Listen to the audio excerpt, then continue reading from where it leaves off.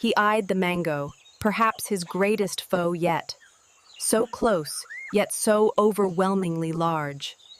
Okay, Pip, you can do it. It's just a giant mango.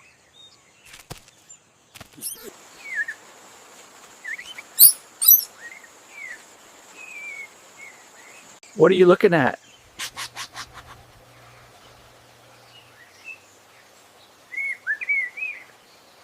Pip the Marmoset was curious about the honey pot. But soon, his curiosity turned into a sticky situation.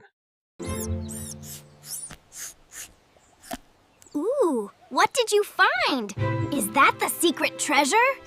Uh-oh. Sticky situation. Shake 'em off. Stuck fast.